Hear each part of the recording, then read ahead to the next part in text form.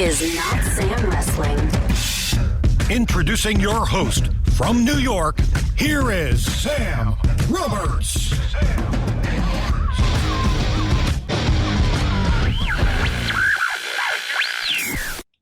You know, when you turn on NXT, or really in the history of wrestling, we see managers, we see representatives, and, you know, as you get older and you start to learn the way wrestling works, and you assume that this is just a person who accompanies a person to the ring and they're putting on a show, but I don't think that this is always the case, because I got a text, and this is true, this is not storyline, this is not me trying to fabricate something. I got a text from Robert Stone asking if I would have his client on the podcast. I said, of course, you know, it was a no-brainer, but I didn't realize how seriously Robert Stone was taking all this. So, Robert, welcome to you, and I'm assuming you would like to introduce your client properly. Yeah, but before we get to any of that, you started that introduction with questioning why I would take it serious. Why wouldn't I take it serious? How long have you known me now? I mean, years. This is my life. Yeah. Sam. You know that. I do. And I also know, and you also know, that this interview, this is pretty big for you right now, because I know you get nervous when you're around certain people, but you're about to have on your show the future of women's wrestling in 2020 and beyond, Chelsea Green. And here she is. Well, Robert, Chelsea, I appreciate you guys giving me the opportunity to have this on my show. Chelsea, what's the haps? You're welcome. Isn't that great? It's fantastic. Chelsea Green, you are absolutely having a moment. I feel like people have been waiting to see what you were going to do in NXT, basically since NXT showed up on the USA Network in October, but for some of us even before that probably. For you to show up in the Royal Rumble, have your moment, have your entrance, what was it like? I mean, I have been waiting for that moment now for a year and a half. I've been at NXT working day in and day out at the PC, you know, waiting for this opportunity. So to finally be given it, honestly, it was about time. I have pushed and kind of shoved my way to the top throughout my entire career, and NXT is no different. Yeah, I mean, so you, I think, made the biggest splash amongst the biggest number of viewers in your time in Impact, and you developed this character, the Hot Mess. When you come to NXT and it's time to say goodbye to the Hot Mess, how difficult is that for you to do? Well, so people tell me or ask me that all the time, but the Hot Mess lives on in so many other ways. The Hot Mess is not just the drunk bride that was left at the altar. The Hot Mess is your crazy ex-girlfriend. The Hot Mess is the girl that beats up every other girl in the locker room. The Hot Mess is whatever you make of it. So you are going to see the Hot Mess again. It'll just be in a completely different light. And I'm excited for that. We just don't know when she shows up. Well, I'll just say the Hot Mess definitely lives in her, because I see it pretty much daily now that Chelsea got closer. And if you saw that slip-up win that Kaden Carter had Wednesday in NXT, I mean, you kind of saw the Hot Mess come out a little bit. I was scared in the ring a little bit. I don't know about you. That's true. I mean, I guess when no matter what character you're playing, it's a piece of your personality. It all becomes just an evolution of who you are as a performer, right? That's exactly it. And it has been the evolution of the Hot Mess, because the Hot Mess just started out as a mean girl, just a typical mean girl, and evolved into all the other aspects that it has been in the past 6 years. So let's go back even further, right? Because you showed up on Tough Enough on the USA Network as an alternate, which is not the easiest place to be, but also you showed up on Tough Enough as one of the few people on that show who actually had some wrestling background and was a wrestling fan, and you were competing against people that weren't from that world. Did you expect, win or lose, Tough Enough to roll into a WWE contract like it did for so many people immediately? First of all, I expected to win. Right. I'm not gonna lie. I completely went into it and why wouldn't I? I was the only female wrestler. So not only did I have like the skill set, but I also had the knowledge that nobody else had. So in all of the challenges, I was one step ahead of everybody. So I expected to win. And then when I was voted off, and it was actually like a mishap between Paige and The Miz, and that's the reason why I was kicked off. Yeah, of course I expected to end up at NXT much sooner than I did. However, I wasn't going to sit on my ass and just wait for an opportunity. I wanted to take the ball and roll with it. And so within months of being kicked off of Tough Enough, I had a tryout at Impact. I was speaking to, people at Ring of Honor. I was on my way to Stardom. So I didn't let it stop me. When you were kicked off Tough Enough, was it kind of like this rude awakening that, wait, the way things work in sports entertainment isn't always exactly the way I see things going or the way I think things are fair?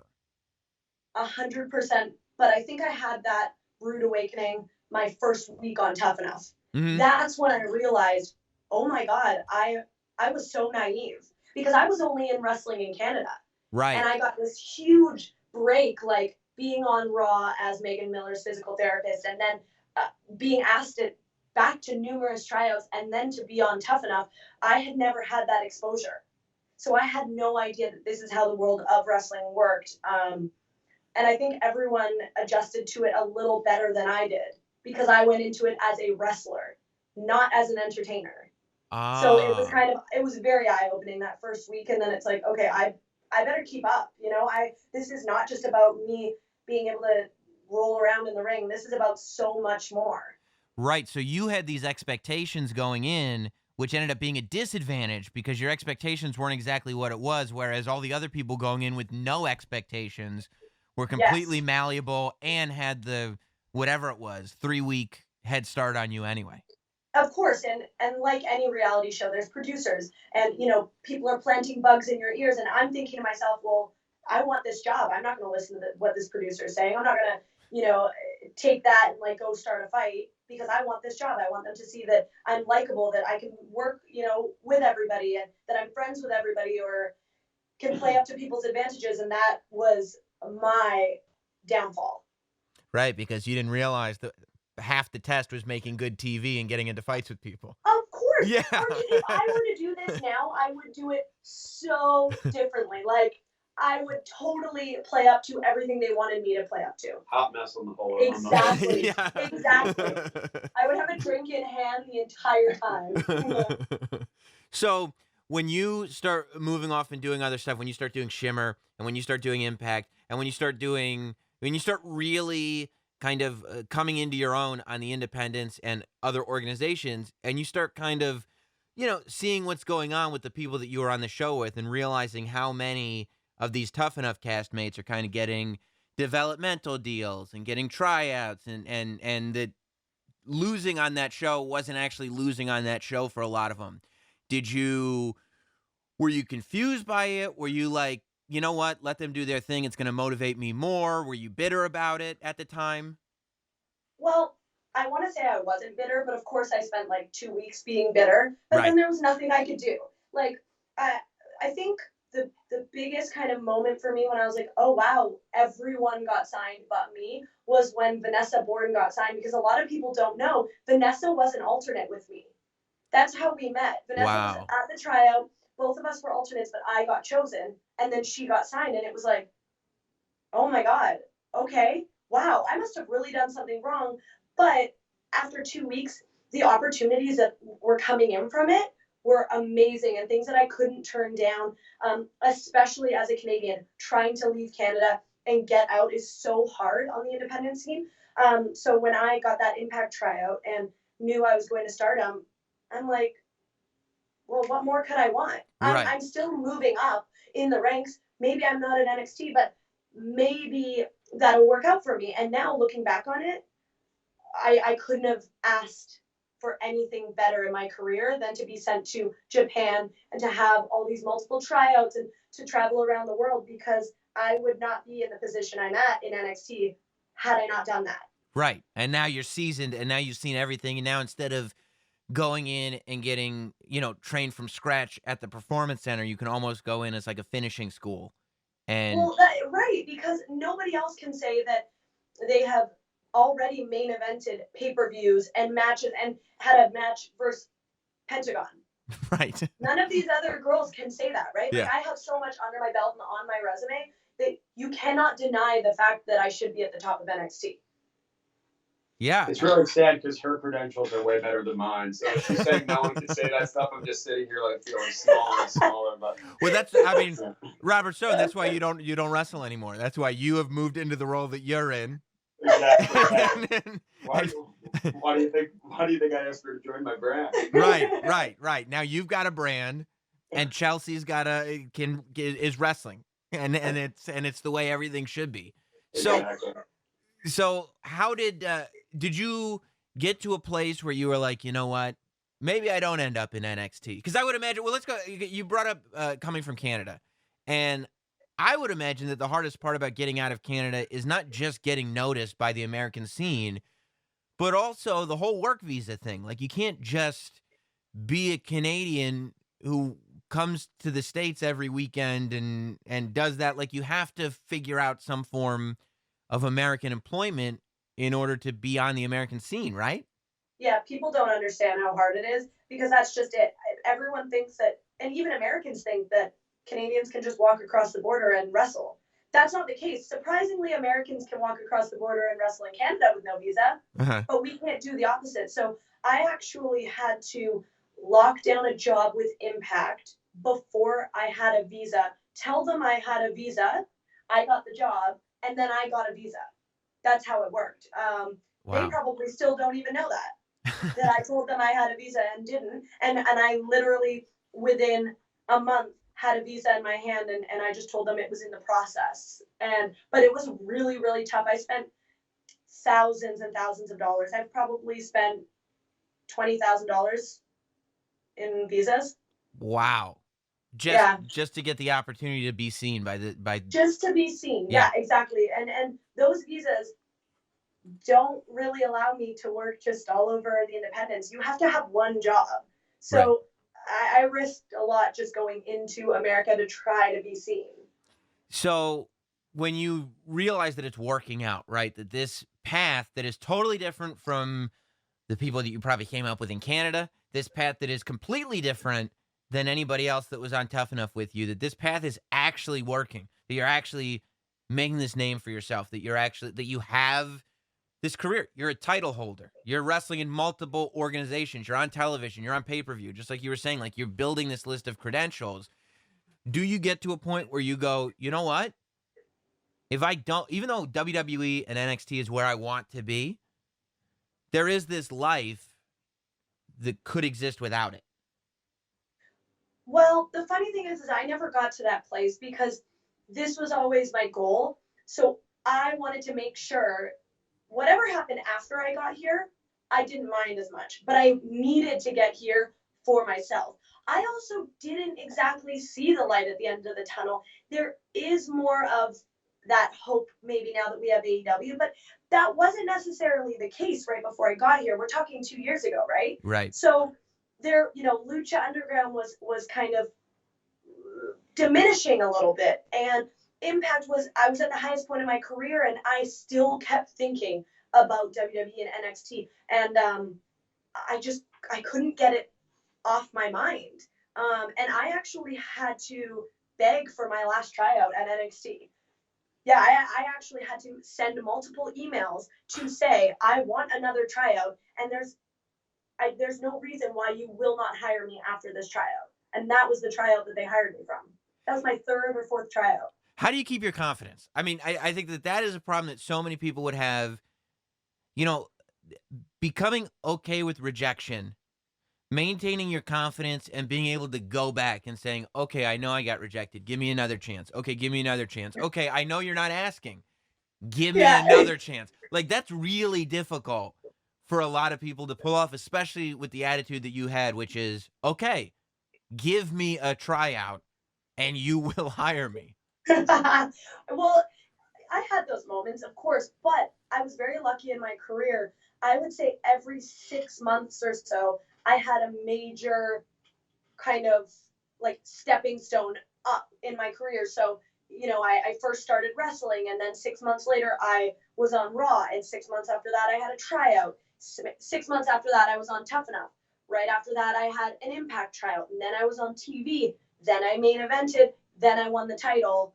Then I had Lucha Underground, and right after Lucha Underground was where I hit that point where it was like, I have nowhere else to go but NXT or WWE. So I'm not taking no for an answer, because now I have done everything that they've ever told me to do. I've changed my look. I've changed my character. I have, won titles and made a huge name for myself.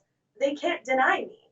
So there was, even though they were saying no in between all that, I still had moments of like, no, but I know I'm good. Or like, no, but I know I'm the best that I can be right now.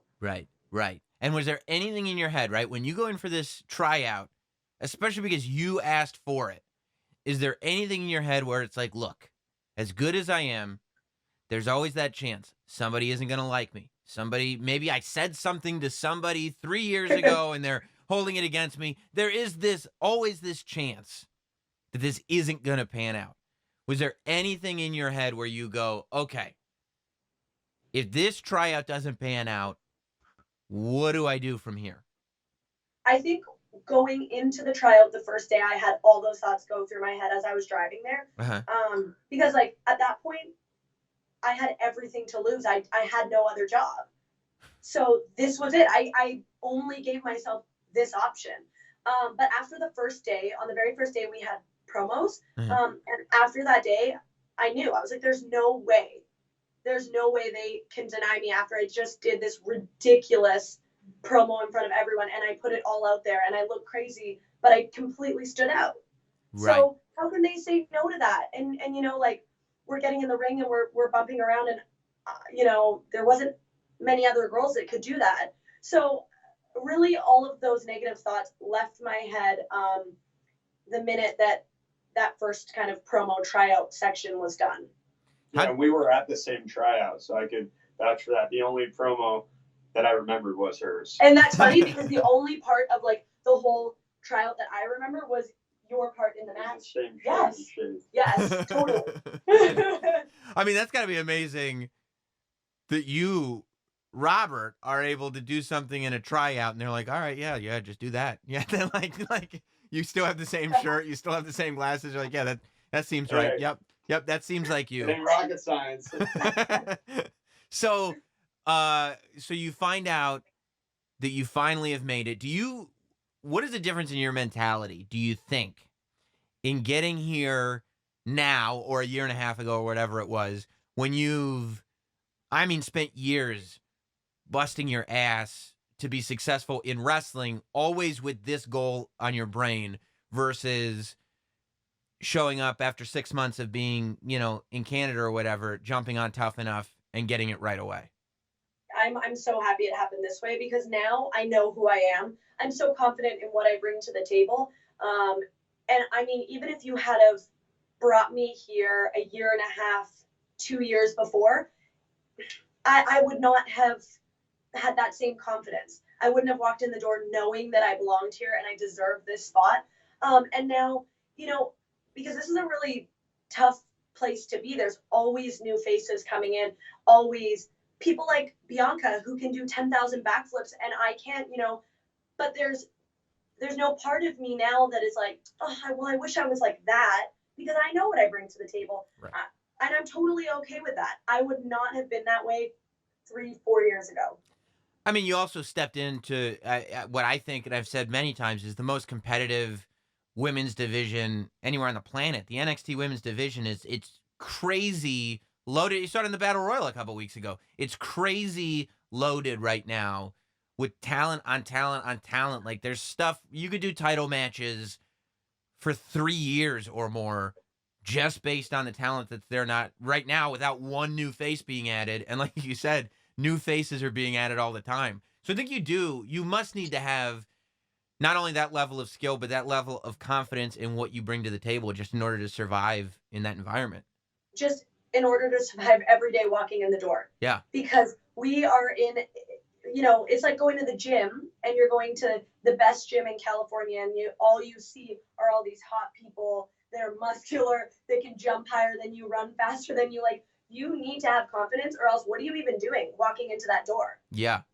So, who are what was it? Did you assume, because NXT comes to USA, right? And everybody gets t-shirts right away, and you start going like, okay, obviously the NXT brand and roster is expanding, and there's going to be more time for characters to be on television. Were you surprised that it took you a few months before you ended up finding a character that worked on NXT TV, or was that something where you were pretty patient about it?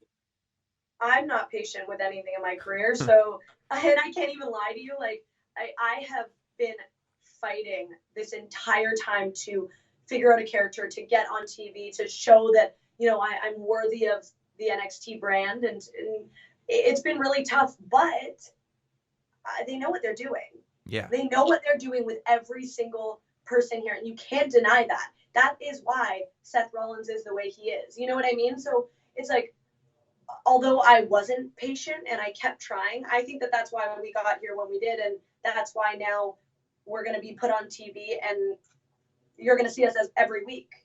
Has anybody? What was the feedback on the pink coat that you debuted at the Royal Rumble? I mean, you showing up, because, by the way, for anybody that doesn't know, you were literally walking around backstage in Houston with that coat on all day. We talk about the fact that Robert Stone is not a storyline.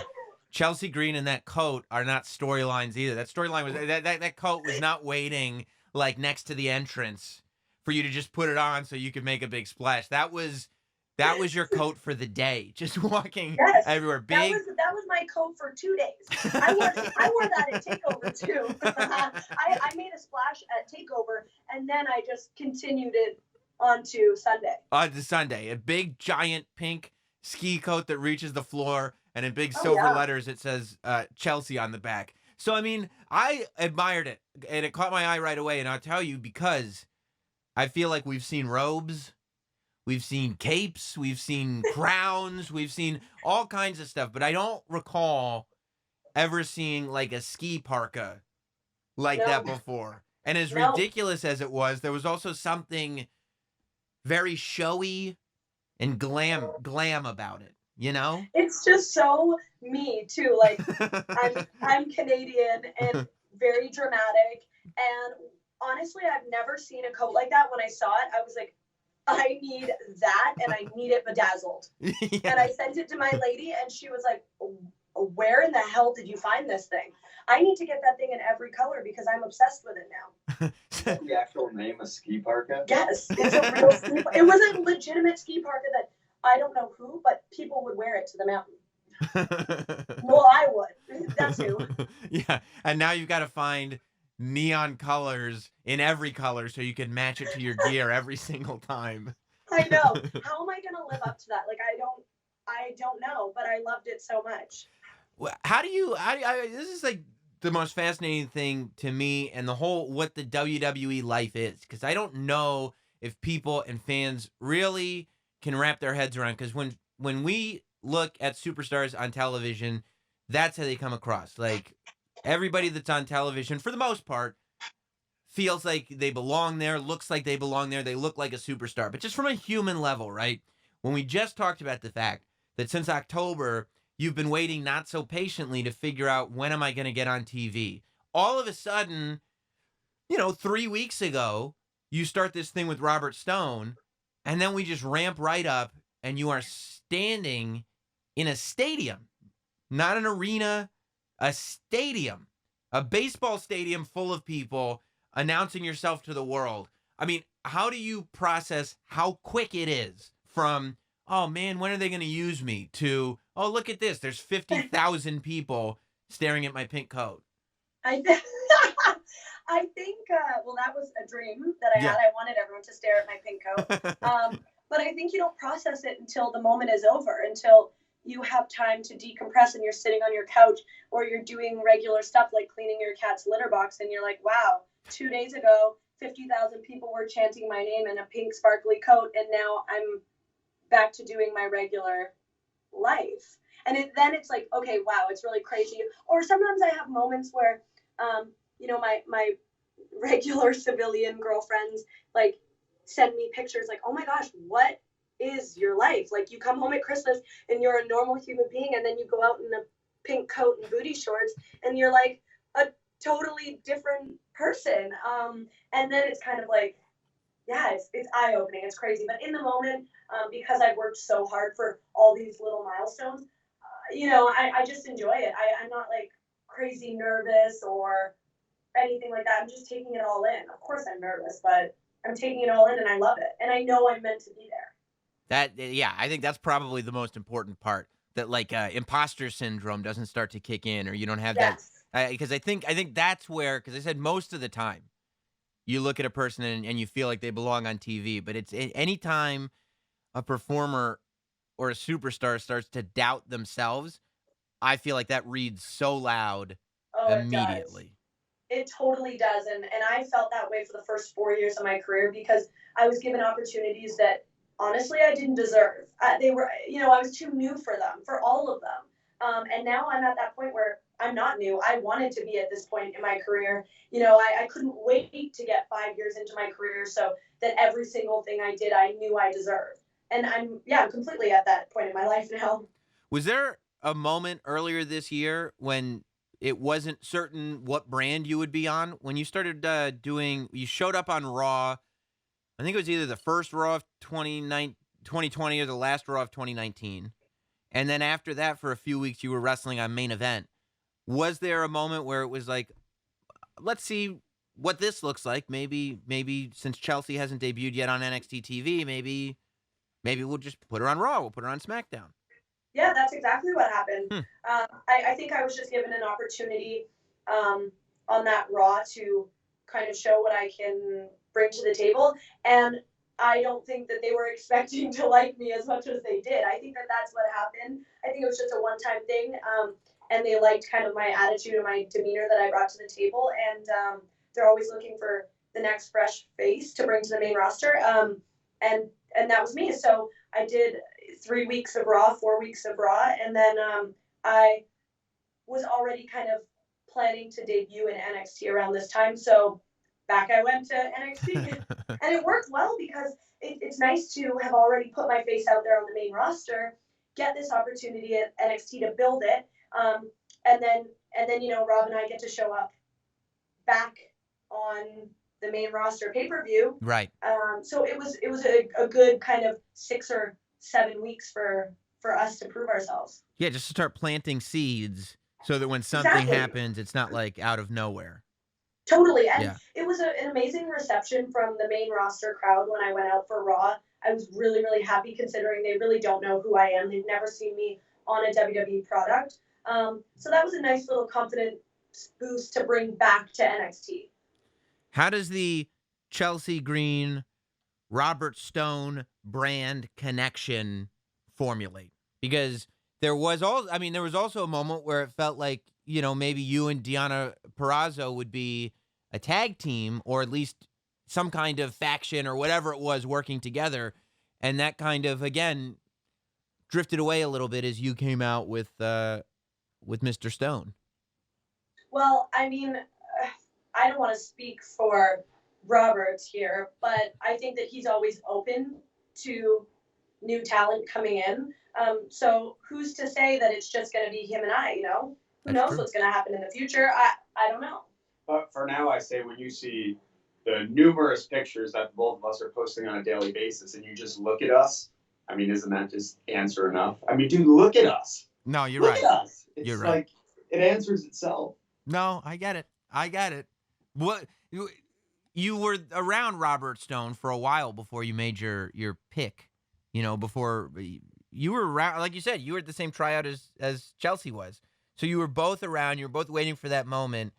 What for you was it that made you say, "Yeah, Chelsea Green's the first person to represent the Robert Stone brand on television"? I mean, she says it about herself, and then I say it. I just think she really is the total package moving forward in women's wrestling, the women's division. She looks great. She's great in the ring, and she speaks her mind. She does what she wants, when she wants. And that's what I'm looking for when I want someone that will take hold and be the future of this industry. Like, I just see it in her when I look at her, and I think everyone else will when she gets bigger opportunities, which I'll get her. You know, Chelsea, you were talking about realizing these moments had happened as you're at home doing regular home stuff, changing your cat's litter, whatever it is.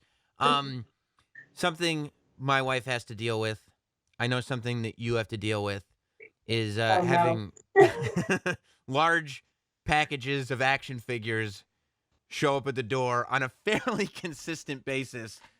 When you're sitting there, right, and you're in the afterglow of one of your great moments, whether it's appearing at the Royal Rumble or just knowing, okay, I'm on NXT and this storyline is going forward, and I know who my character is, and oh, here's the UPS guy, and there's a box of LJN prototypes that cost $15,000. What is going on?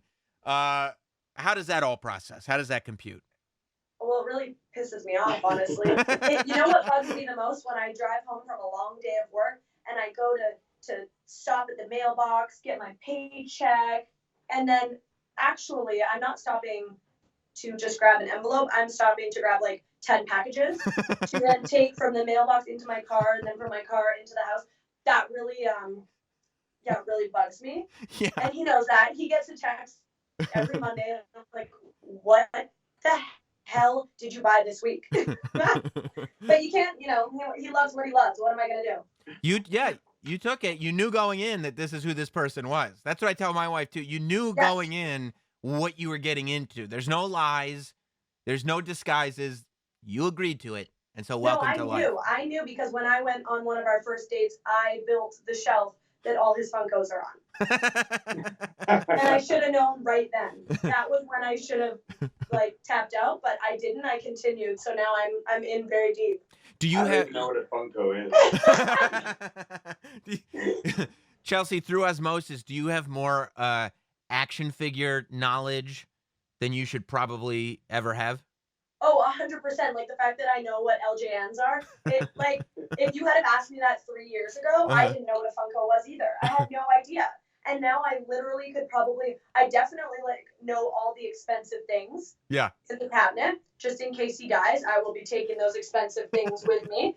I know every Funko that is in our cabinet, everything. It's ridiculous. But I guess it's also you gotta make videos for insurance purposes, just in case, God forbid. You're like, no, you don't understand. There was $200,000 worth of toys in that room. Oh yeah, I asked him. I know all that, the information about insurance and stuff like that. I know it all because I'm like, God forbid anything happens to this room. It's terrifying.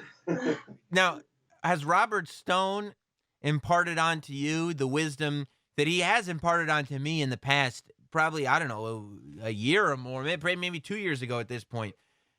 For all the knowledge that your husband has about action figures and buying them, Robert Stone has on getting things for free. I also knew that was going to come, but I am a freebie kind of gal too. Mm-hmm. So I think that we both have that mindset. We're business people. I knew it was time. I was very glad when I found out that Robert Stone got signed to WWE because I knew it was time for a change in his career. When towards the end of his run on the independents, I asked him straight out, what is your passion? What gets your blood moving? Is it spending a weekend wrestling in front of a hot crowd, or is it getting home on the Monday, going to your P.O. box and seeing all the free stuff? And he told me at that time, he told me without a doubt, it was the Monday and getting to his P.O. box. Dude, this is how the rich get richer. Oh my gosh, I was just going to say that. I was literally just thinking that. You don't spend money. Yeah, you just keep getting stuff for free. Yeah. I mean, Robert, it must boggle your mind when Chelsea is like, oh, yeah, you bought this on eBay. And you're like, bought? It makes no sense to me. And now the great thing about my situation now is it's not just, Robbie E trying to get free stuff. It's WWE superstar Robert Stone. So now, I have moved up in the ranks. It's not just protein bars and protein jugs. I'm talking mattresses are waiting at my house. The box haven't opened. I mean, my 3-year-old twins and my 5-pound chihuahua are fully taken care of. They don't spend a penny on anything. Plus, I And mean, my wife's doing pretty good. I mean, we're good. That's the beauty of what you're doing now. That you are not just a man, you are a brand, and therefore you can sit there and go like, wouldn't you want your mattress to be represented by the Robert Stone brand? And the mattress company's, yeah, I mean, that really does sound great. I thought about that the other day as I was getting my free Botox. I was thinking that the same thing, and I'm not kidding. No, I didn't. I wasn't laughing because I thought you were kidding. I believed you 100%. Chelsea, as you look at the landscape of NXT and obviously you know you better than anybody else knows you because you're the one who said, look, just give me a tryout and you will hire me. And they were like, oh, okay. And you were right. You were the one who said, let me do this and it'll work. You were right. I mean, it seems like at this point in your career, you know you better than anybody else. What do you realistically see for yourself in the near future across the landscape of women in NXT? I think exactly what Robert would say. Like, I think I'm going to the top, and there's no one that can stop me. It doesn't matter if I get the opportunity or not. Like, I can prove myself in the ring in a 5-minute match. I can prove myself, on social media, on Instagram, on Twitter with the amount of followers that I have. I can prove myself if you give me a mic. So really, even if, you don't see me on TV as much as you'd like to, or as much as I'd like to be seen, I know where I'm going, and I can prove that in 2 minutes. So when you're in a match like the Royal Rumble, and we're not, it's not your time to win the Royal Rumble, let's say. Is it better to have that sort of just, here's my 2 minutes and that's it? Or would you have rather, spent some time in there? It's tough to say because I think it's all about making a moment. Yeah. And I don't necessarily think being in there for 5 to 10 minutes means that you have a moment. Mm-hmm. I think it means that you're in there for 5 to 10 minutes, but I had a moment. Mm-hmm. I had my moment. I did exactly what I wanted to do in that amount of time. I eliminated somebody. The camera got my pose, and that's all that matters to me. When it comes down to it, people are going to remember that moment better than they're going to remember me being in there for 5 minutes and kind of just putting around and trying to eliminate someone or trying to get a forearm in here or there. I would rather have my 10 seconds and have it mean, way more to me. Yeah, you have something for the slow-mo moment on the Chelsea Green video package. Exactly. And the big Royal Rumble sign is in the back, and you're good to go. That's all I needed. Yeah. Let's play fantasy. It's TakeOver. You get your NXT championship match. Finally, you've worked and worked and worked for it. Who would you like? Who, if you had an NXT championship match, would you like to be the woman that represented NXT? Does that make sense what I'm asking? So who would I want my competitor to be? Yes. Rhea Ripley. I would like Candice as well. Candice and I, we have some history together, so I'd like that. But I just think Rhea, if you want to be the man, you have to beat the man. I really do think that is Rhea. And so I think that going toe-to-toe with her is going to prove to everybody that, I can represent NXT. Yeah. No, I think that's the right answer. I think it is one of those things where you would go, okay, because immediately, if you saw that on a piece of paper, this is the match that's coming up, you go, that's interesting. Like, yeah. I don't know if I can picture what that match would look like. And that's where you would get the opportunity to kind of either and I'm like a very visual person. I really like, Rhea knows who she is. She doesn't stray away from that. Visually, in her character, everything, the way that she looks is completely opposite than me. And I know who I am, and I don't stray away from that. And I don't shy away from the fact that I look like a diva, and that's how I've always wanted to look, and that's how I will always want to look. And so I kind of like that difference. Now, that I also think would draw people to that match because they think that why would a diva take on someone like Rhea? Mhm. And I like that as well. Like the unexpected. You can't judge a book by its cover. Just because I wear pink and furry parkas does not mean that I could, that I can't take on someone who wears studs. Yeah, no, that's right. And I do. I think we should say parka as much as possible because I don't know that there's ever been parkas in wrestling before. And that can be, it's so difficult in 2020 to innovate. And I feel like that parka is innovative, if nothing else. Who are the people that when you look at your career, like especially when you were younger and you were coming up, who were the people that you feel like influenced you and who were the people that helped you along the way? Well, just watching wrestling, it would be Trish, of course. Mm-hmm. But the people that have influenced me, there's 3 people right off the bat. Lance Storm, Mhm. of course. Billy Gunn, because Billy Gunn was my coach on Toughen Up, and people don't realize, but that then kind of like trickled into real life. And him and his wife like really, really helped me get settled, and helped me kind of get back into wrestling after Tough Enough. And Gail Kim, of course, because Gail Kim is absolutely amazing, and she really pushed for me in Impact and had my back, and she's been amazing. Do you think at all? I mean, you talked about having a match with Pentagon. We know what Impact is doing now with their World Championship and everything. Do you think about intergender wrestling and what the future of that is, or is that not really something on your radar so much? So I have never been a massive fan of intergender wrestling. I know that right now in 2020, anything can happen. I will watch it. I will, bravo to the females that are going to do it. But I am totally happy staying in my lane. And my lane right now is the women's championship. You know what I mean? Yes. I might change my mind in 5 years, but right now, that's what I'm focusing on. I could never see myself getting in a ring and wrestling Zack Ryder. Do you know what I mean? I just don't see, I really don't see that happening, because if I were to try to put him in an armbar in our kitchen, it ain't happening. Right. Like, it's just not. It's Right. just not. Right. So right now, I'm going to stay in my lane. However, I think if you ask that question to Rhea Ripley, would it be different? Yes. You know what I mean? Yeah, So it's just a everyone matter has their of own take on it, yeah. and I respect it, but I like where I'm going in respects to women's wrestling. Yeah. And I mean, yeah, I think size and physicality is the answer to I'm all not those pretending questions, to right? be the most buff girl in the world. Right. I might be able to outrun some people. I can, high fly when I'm wrestling Pentagon, but at the end of the day, Pentagon won that match. Right. At the end of the day, I took like 10 package pile drivers. Right. Right. So I don't really want to do that again. No, that makes sense. I wouldn't either. And that's probably the position I would find myself into. Well, Chelsea. Yeah. I mean, Robert Stone, you're a brand now. You're not a wrestler. I don't want to get punched. No. I mean, Yeah. You're done. This whole competing in the ring thing is for the birds, as far as you're concerned. I mean, it was already done 15 years ago, but I mean, now it's really done. Well, look, congratulations to both you guys on everything that you guys are doing right now.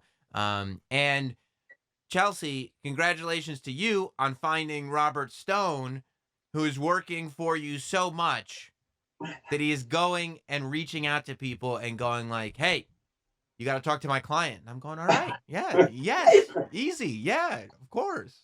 I mean, this is why we're going to be legends. I think so. It is a wonderful thing. Thank you both so much. Thank you. Thanks, dude.